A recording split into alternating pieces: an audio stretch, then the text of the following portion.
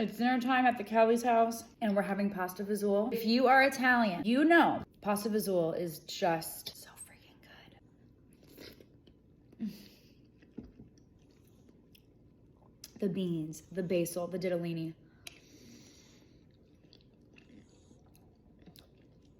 There's nothing like it. There is nothing like it. Look at that bite.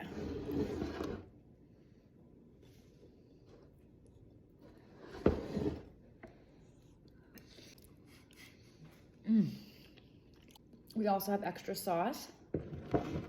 And our neighbor made us focaccia bread. You take your bread and dip.